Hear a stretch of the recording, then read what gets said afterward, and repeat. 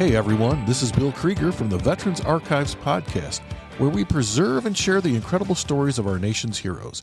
Catch us every Thursday at 5 p.m. Eastern on Wreaths Across America Radio, or stream anytime on Buzzsprout, Spotify, Apple Podcasts. Really, anywhere you choose to get your podcast, you should be able to find us. Be sure to like, share, and subscribe to our YouTube channel, and follow us on social media to help us reach more veterans and supporters. We are a nonprofit, and this service is completely free for veterans.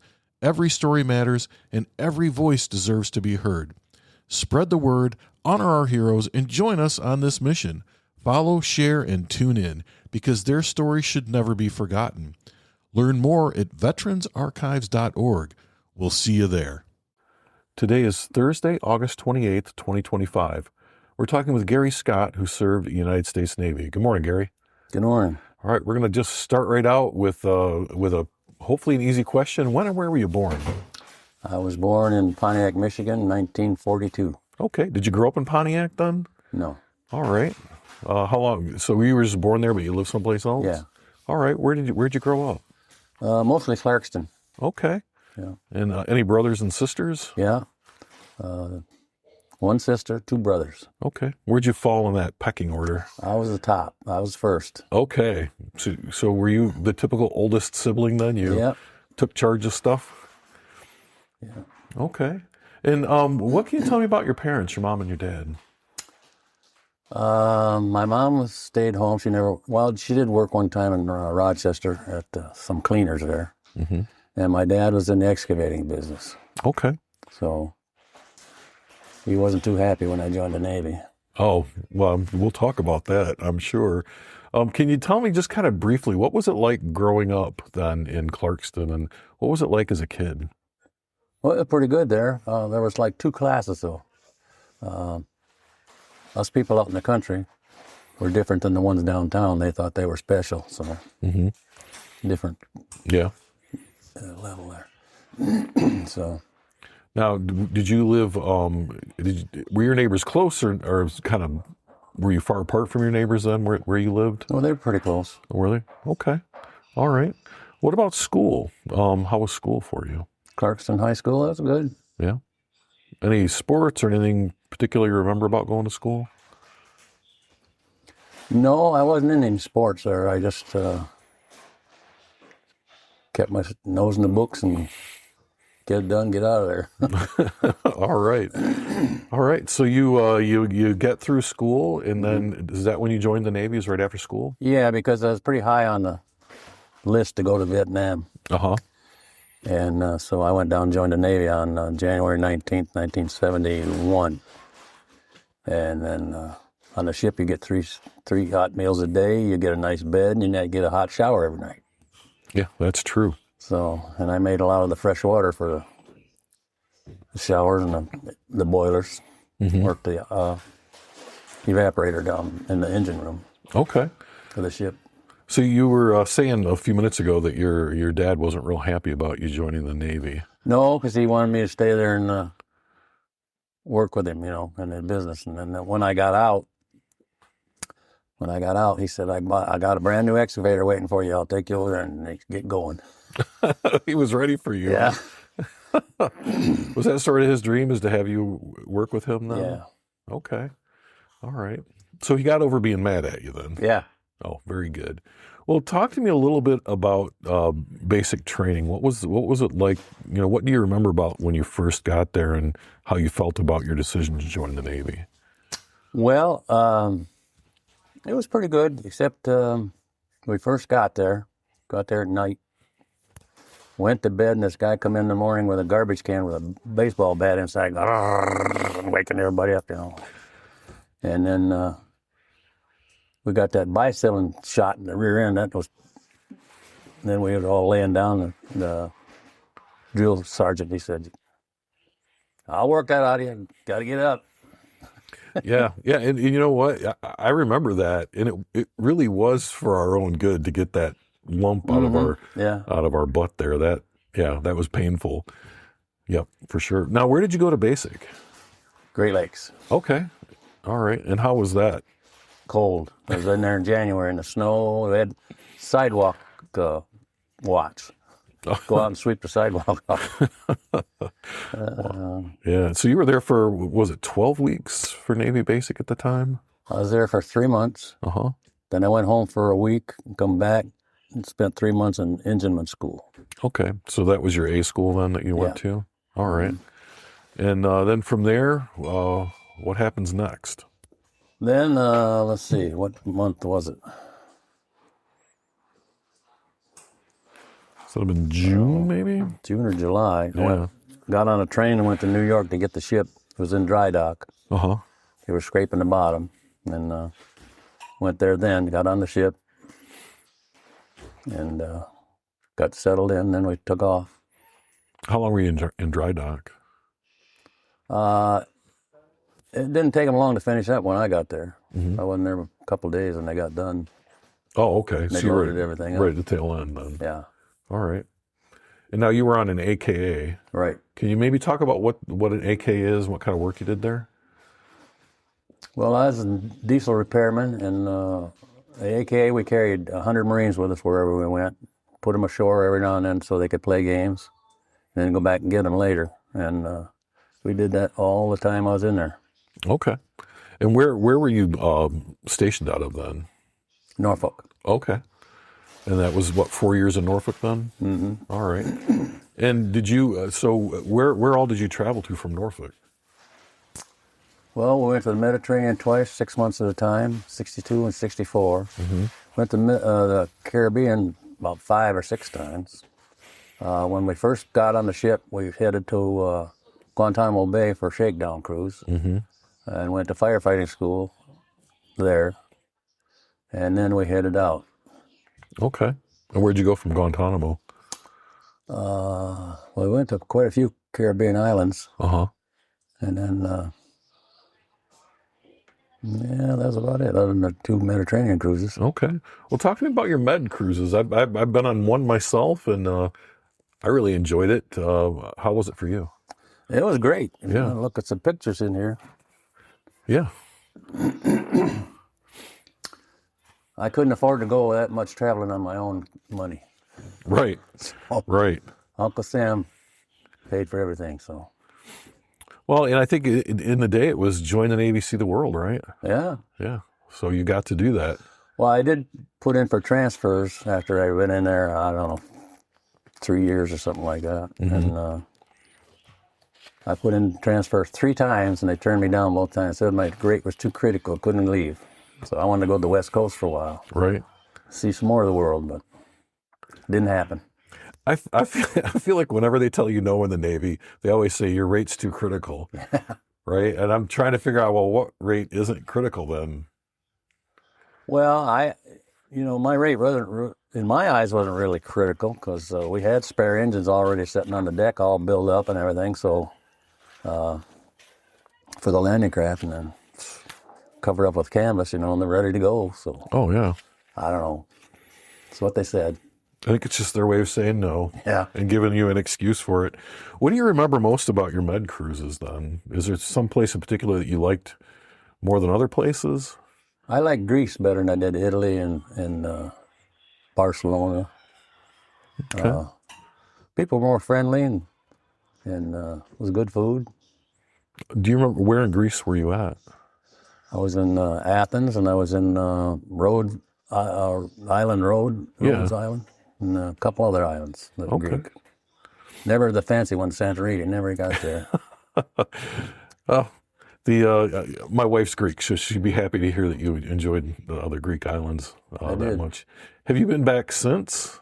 Yes, I took my wife back on our anniversary. Took her to the Med and went to all those places. And then after that, we went again on a transatlantic cruise. The cruise liner we usually take when we're going on vacation was making a repositioning cruise to the Med. So we went again. So what we didn't see the first time, we got to see the second time. I've heard about those repositioning cruises. It's They're a lot cheaper. yeah, a pretty good deal from what Yeah. I've heard. You're out at sea a lot longer than you normally would be, Yeah. but Well, I didn't mind going to sea. no. And let me ask you that too. So,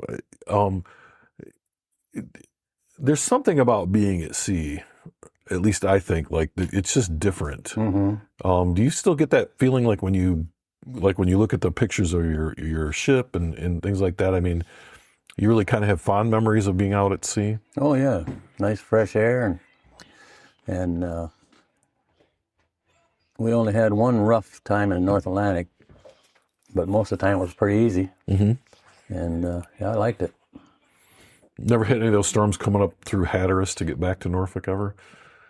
We had a hurricane in one time in the Atlantic, and then a hurricane in right in Norfolk, Mm-hmm.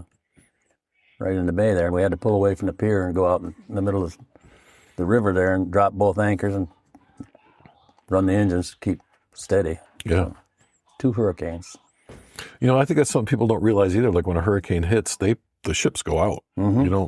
You don't stay in dock and hope for the best. No. Yeah.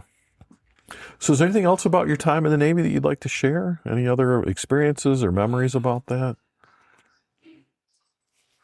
Well, I enjoyed all the people we had, and I enjoyed working on the engines and stuff. And Mm-hmm. I was in the landing craft every time we had a landing. I was in the landing craft, so that was good. And then I just enjoyed it. Yeah. Now, did you drive the landing craft? No, I wasn't. I was the engineman. I wasn't the coxswain. Oh, okay. All right. So Now, did you ever cross the equator? Did you get nope, never got to be a shellback. Oh, okay. Yeah, I missed that part. I didn't get to do that either. So, but talked to a lot of people who have some great pictures from their shellback initiation. I think that's what they call it. Yeah. Anyway, well, very good. So you were in the Navy for 4 years. Your enlistment was up. What made you decide to get out of the Navy? Well, 4 years was long enough, and then my dad wanted me back real bad to go to work. So Yeah, he wasn't too happy. So till I got back. it was time. Well, what was it like when you left the base for the last time and you knew you weren't going to be in uniform anymore? I didn't miss it. I didn't go to, they give me a card to go to, what do they call it?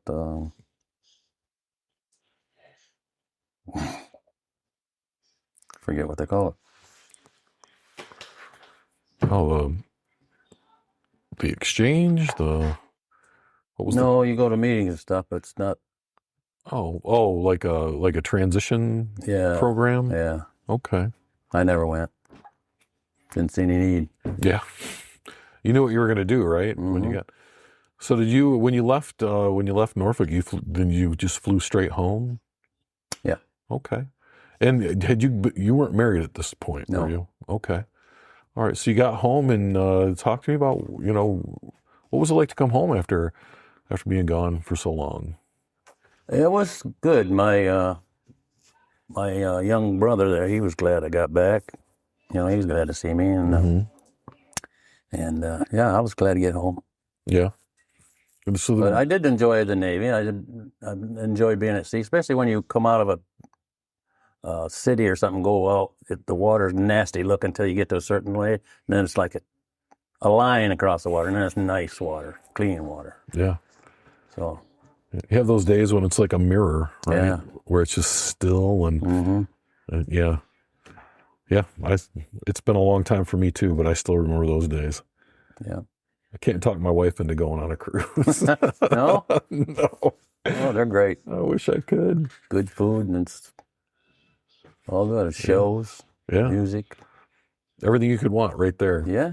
It's a whole lot different from being on a Navy ship, Oh, I'll yeah. tell you that. Yeah. The entertainment was completely different. Yeah. Yeah. So you started working for your dad in the excavating business then? And is that what you did you continue doing that? Yeah, he retired in 71, I think, and moved up Indian River. Mm-hmm. And I took it over and run it till I quit in 2012, I think.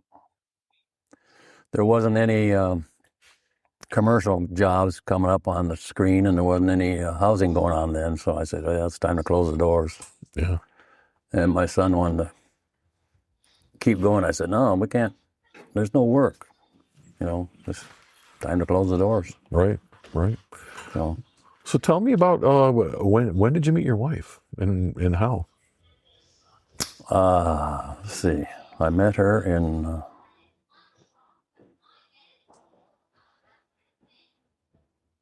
68 or 69. Mm-hmm. I got married in 71.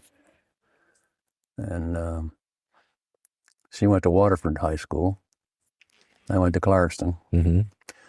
So one thing that surprised me, I went to her 50th reunion. Yeah.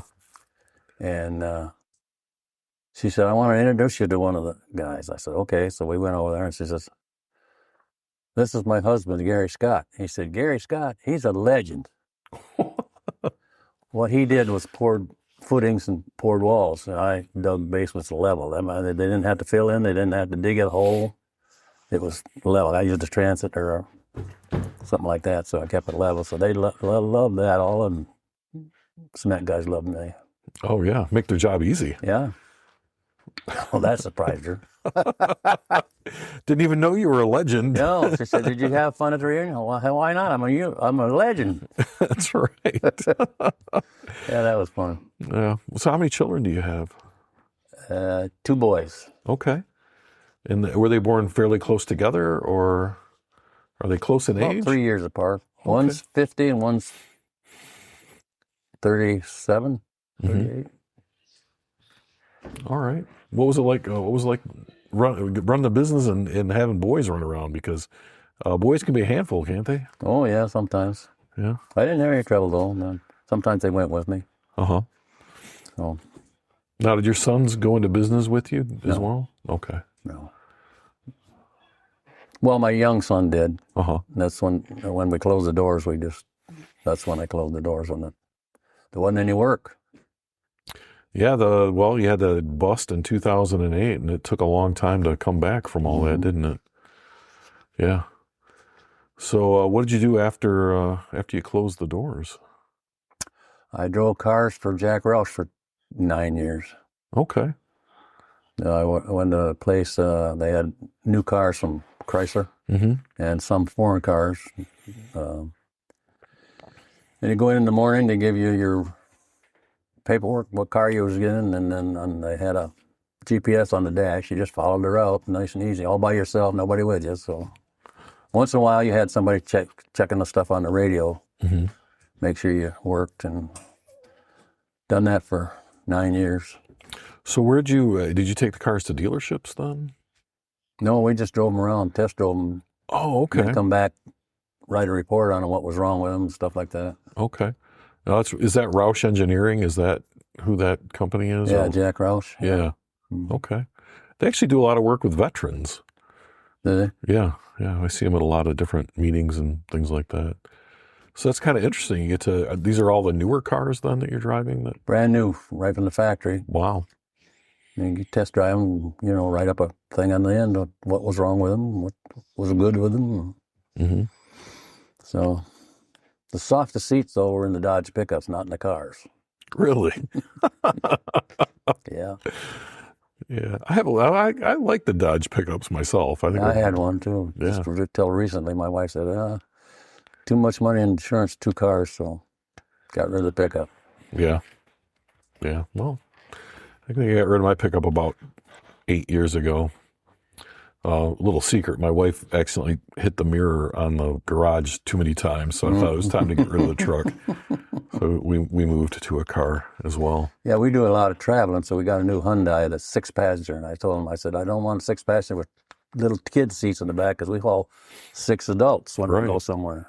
Go down south or go to Branson or go to, all over the place. So then we got that. Is that working out pretty good for you? Yeah, it's a nice car. Yeah. You get a tickle when you go down 75 from here. He'll say, check your directions. You're going the wrong way. Oh, really? Yeah.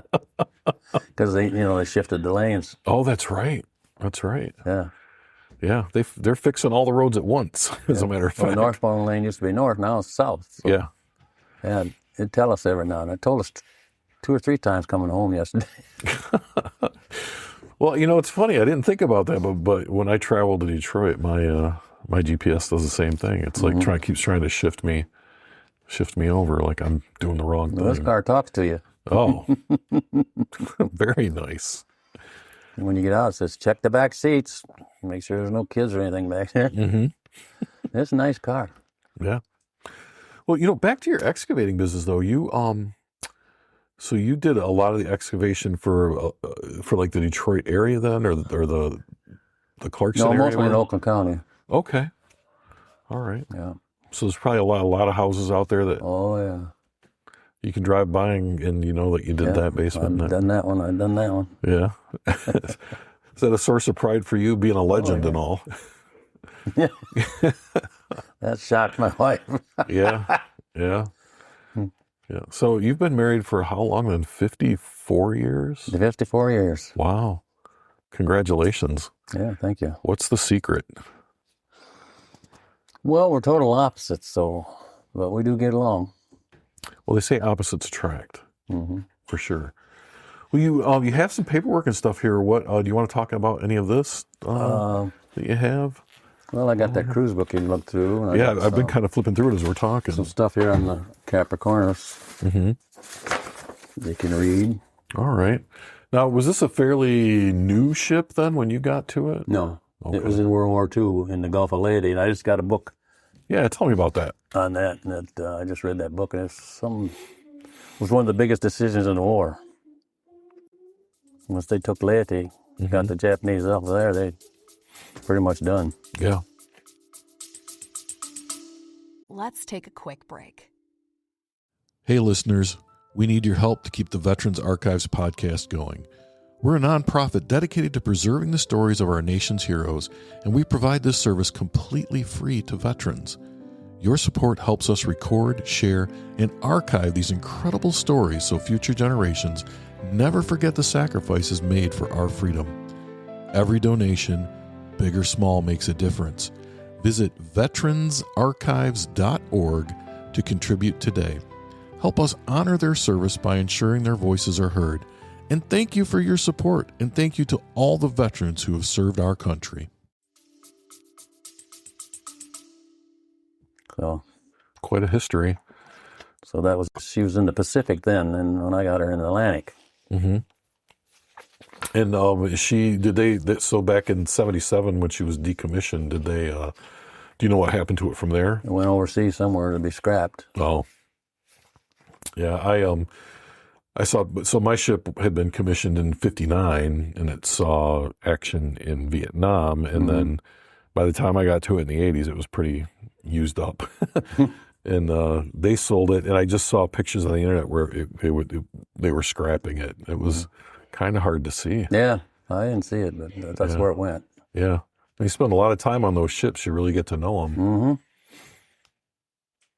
Yeah, I served watches in the engine room making fresh water for the showers and for the boilers.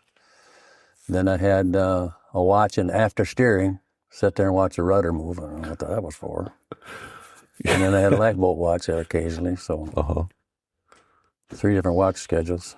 Well, how many EVAPs did they have on there then to make fresh Just water? one. Well, really? Mm-hmm. Wow. So if that went down, that's somebody a on it problem. constantly, me or somebody else. Yeah. Yeah. Because I think we had 2, but I remember one was always down. So you get halfway to wherever you're going and no one could take showers unless you want to take a saltwater shower, which, by the way, I don't recommend. No. I'd rather stink than take a saltwater shower. But yeah, so talk a little bit about that, because I don't know that people understand that the ships make their own fresh water. They don't have these big freshwater tanks they refill all the time. No. They actually make it. So how does that work? Well, you boil the salt water and it makes steam, then they condense the steam in the water. Mm-hmm. So that's how you get fresh water from seawater. Yeah, and you guys make a lot of it because your boilers need the fresh water, right? Yes. Well, we had a vial with purple stuff in it. You had to test each batch.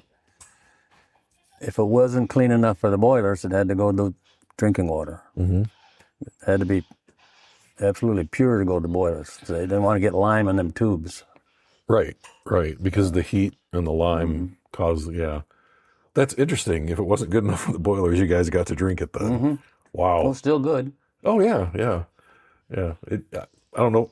It never really tasted all that great, but it got the job done for sure. Yeah. So it sounds like a simple process, but it's a huge piece of machinery that does all that. The only thing is, down in the room was hot. Yeah. I found a big cast iron thing about this high, a round thing. I'd pull that right under the vent that come from the upper deck. So the wind would blow right on my face. Well, that was good. That helps. Found a way to beat some of the heat. Yeah. Now, did you guys have to worry about steam leaks too? Yeah, they're dangerous. Yeah. They'll cut you right. Yeah, because it's all high pressure steam, right? Yeah. And you don't see it or necessarily hear it. Right. Yeah. No, they took pretty good care of those. Wrap them and paint them. They're pretty good. Well, good.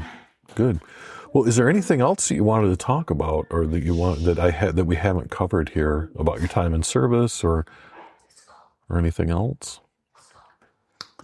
No, I enjoyed being in the service. I mean, it's just some things I didn't care for, but mostly I had a good time. Yeah. Done my job. You could say that about any job, though, right? There's always going to be something you don't really care I for. like to be on the landing craft, taking them Marines to the shore and dumping them out. We could haul their trucks and their trailers and everything in one of the big 53-footers. Yeah. So. Well, I don't think people realize how big those things are, too. I mean, that's a lot of equipment and people to haul just back like they and see in the movies, you run the beach, and bam, goes the ramp, and out they go. Yeah. So. I can imagine how those guys felt in World War II, hitting the beach at that point. Yeah, I wouldn't want to have been there. No, not at all. Not at all. Well, good. I mean, we've covered pretty much everything. Your time in the Navy, and is there anything about after the Navy that we haven't talked about, or that you'd like to? No, not really. I didn't. Like I said, I didn't go to the. What the heck they call that? Can't remember now. Well, you'll remember it about an hour from now. Yeah. That's what happens to me. Yeah. So the other question is that we talked a little bit about this before we got on camera, but so you're originally from the Clarkson area, but now you're here in Holly, and for the audience listening, it's a beautiful home. Talk a little about how you ended up here and where you live now. Well, we searched everywhere to find a vacant property to put a house on, and we finally found this one. And Linda kept saying, I want to be close to town so I can walk to town. So this one worked out. It was vacant, and we bought it. And while it was being built, we lived in a condo north of town. And then when it's done, we moved here, and we've been here almost 5 years now. So. Did you come watch and supervise the excavation? I dug the basement. Oh, you did? I was going to ask. So you dug the basement? I borrowed a friend's machine, dug the basement myself. Wow. Yeah. And then my son run the dozer when we were working, and I run the excavator. And so that's what happened here. It's got here. And then your son built this house too? Yeah, he's a builder now. Yeah. He went back, got his builder's license. And he had college degree in something. I don't remember what it was. But when we closed up, he went back and got a builder's license and went to work building, doing remodels and building. Yeah.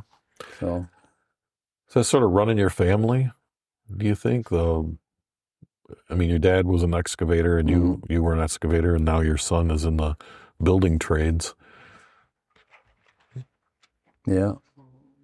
My other son, my oldest son now works for Mitsubishi. He helps design the cooling systems for the air conditioning and stuff on the engine. And my youngest son, well, I said he's a builder. Yeah. So, you grandkids? I got a bunch of those. They keep you busy? Yeah. I forget how many. Probably easy to do. I only have one, so I can't forget, or I'm in trouble. But yeah. No, I have more than that. Yeah. How do you like being a grandpa? That's good. They like me. Yeah. You find yourself exhausted when they leave, though? Not really. Yeah.